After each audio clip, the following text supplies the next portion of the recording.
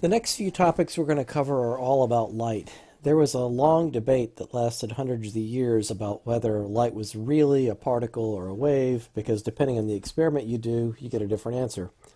Around 1900 or so, when quantum theory was being developed, people figured out that light really is sometimes acts like a wave, it sometimes acts like a particle, and even more surprising, they found out matter is the same way. Nobody even questioned that matter was particles.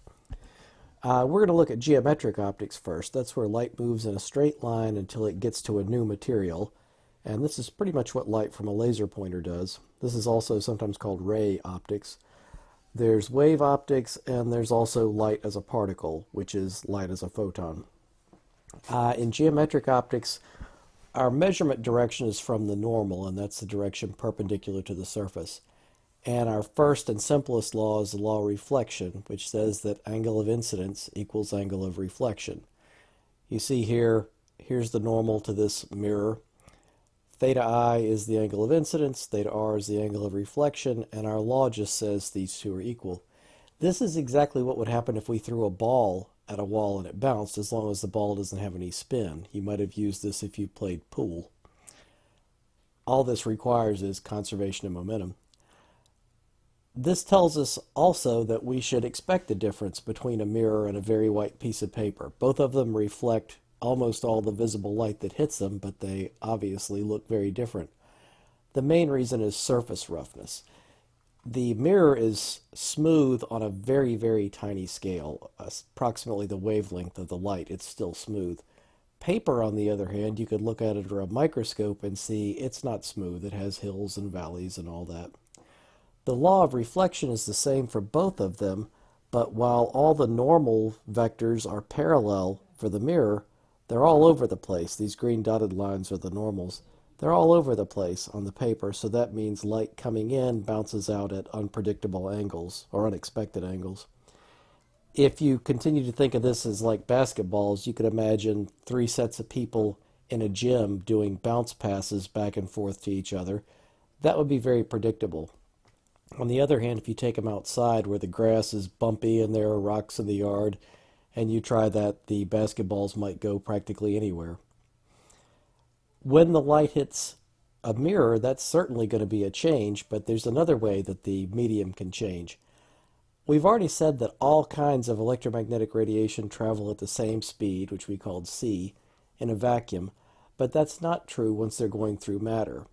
In matter, the light is being absorbed and re-emitted by atoms that make up the matter as it travels, and in between those emissions, it's traveling at c, but the amount of them and the delay is specific to the material. And what that means is we effectively have a different speed in each material. And we write that new speed v as speed of light c over n. N is the index of refraction, and since it's the ratio of these two velocities, it doesn't have any units. For a vacuum, we'd say n equals 1.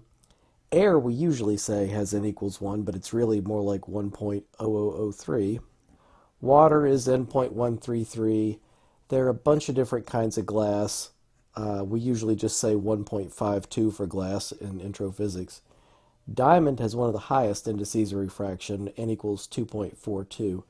That means light is only going about 40% as fast through a diamond as it goes through a vacuum. For air, we're going to use n equals 1, and we'll look at what happens when we have an interface between two optical media. The surface of the pool or the surface of a window, something like that. That's the interface between two different values of n. Some fraction of the light that hits the interface gets reflected, and some fraction gets refracted, which means transmitted at a new angle. We know the connection between the incident and reflected beams, but for the refracted beam, we have to use what's called Snell's law to find the angle of refraction. And what it is, it's n1 sine theta 1 equals n2 sine theta 2. We notice that neither side says incident or refracted, but just 1 and 2. The reason is the light will take the same path leaving this material that it does going in. If somebody had a waterproof laser and they shine it out at an angle of theta 2, theta refracted, to the surface here, when it leaves in the air, it will bend away from the normal to this angle theta I. If we put in some numbers, we can see what we'll get here. Let's say we are shooting the laser beam into air and we hit the surface at an angle of 30 degrees to the normal. What is the refracted angle underwater? Air, we say, is approximately 1 for n. So 1 times sine of 30 is 1.33 times sine of theta 2. We work that out, solve for theta 2, and we get 22.1 degrees. This tells us that when we go from a lower value of n to a higher value of n, the beam gets bent towards the normal. In the other direction, going from higher n to lower n, the beam bends away from the normal. If you want a mechanical analogy, this is the same way a wheelchair would work if you were going from a cement driveway to the grass. Obviously, it goes faster on the cement than it does on the grass, and if you leave the driveway at an angle, the first wheel that touches the glass will slow down. The wheel that's still on the cement will keep its previous speed, and that'll make the wheelchair turn this way, which is towards the normal. It would work the same way if we started in the grass and headed out towards the driveway. In this case, the right wheel would reach the driveway first and speed up, and that would make the wheelchair turn to the left. There's not a lot going on here in terms of things that are difficult to understand, but there is one weird thing that we notice. We already figured out that if we're underwater and we shine light out of the pool at an angle of, say, 22.1 to the normal, the beam leaving the water will be 30 degrees to the normal. What if we change that and aim the beam underwater at 60 degrees to the normal? We put in our numbers for Snell's law, again, this time solving for theta 1, and we get that theta 1 has to be the arc sine of 1.15. Your calculator won't do this because, remember, sine only goes from +1 to -1, so you can't get the arc sine of 1.15. What this math is telling us in this case is that we're going to get what's called total internal reflection. There will not be a refracted beam. All the light that you send up will get bounced back down into the pool. This only happens when you go from high end to low end. It doesn't happen the other way. We can find the angle where this happens, which is called the critical angle, by solving for Snell's law and looking for the first place that we get a sine equal to 1. That gives us a critical angle. Theta c is arc sine of n2 over n1. In the case of water, that would give 48.8 degrees. So at any angle to the normal greater than that, a beam from the pool will not leave the pool. In case you're wondering how will you be able to remember which end goes on top and which on the bottom, if you do it backwards, your calculator won't work. You can't do arc sine of 1.33 over 1. You can try this out if you have an aquarium or you have access to one. You look, if it has water in it, you look through the front, and what you notice is you can see all the way through the back, but you can't see from the front out the left side or the right side. If you look, it looks like the left and right side are mirrors. If you put your finger very close to the left side or right side, you won't see your finger. If you get your finger just a little bit wet and press it up against the left side or the right side, what you'll see is a fingerprint, and it'll be made up of your skin color and a mirrored surface. The reason is your fingerprint has high spots called ridges and low spots or valleys. The ridges touch the glass and we get what's called frustrated total internal reflection. In other words, the light would not be able to leave the glass and go out into the air, but it can go out far enough to reflect off of your fingertip and come back inside.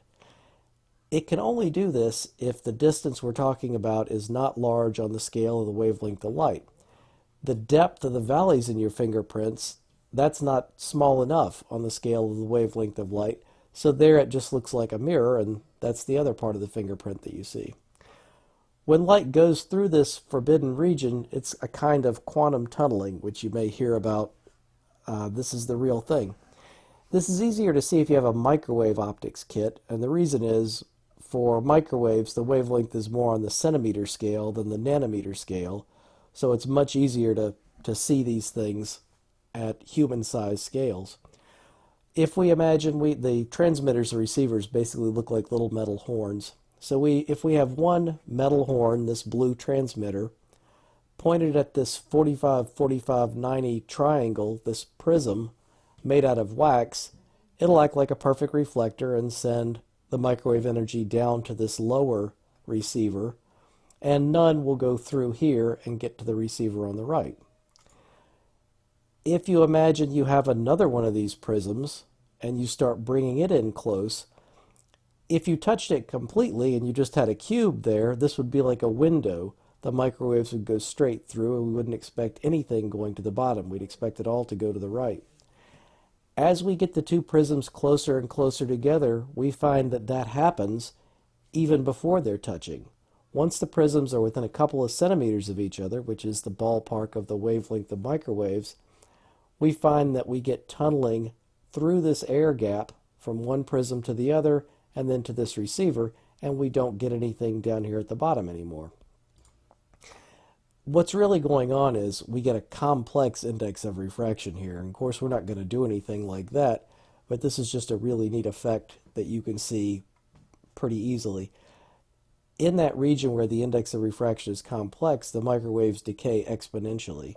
That's why you have to have something, a very small gap in terms of wavelength before this thing can jump it, because the microwave is allowed to be in the wax, but not in the air gap. So it can jump from a place where it is allowed to another place where it's allowed, over this place where it's not allowed, with this idea of quantum tunneling or frustrated total internal reflection. When we first talked about the index of refraction, I didn't give you all the information you need right at that moment. And the reason was to simplify it, but now we need to add more to it. And that is the fact that the value of the index of refraction is not just dependent on what the material is, but it also depends on the frequency of light we shine through it. In general, higher frequencies of light see a higher index of refraction. That also, of course, means shorter wavelengths of light see a higher index of refraction. The change isn't usually huge. For example, we said N for water was 1.33.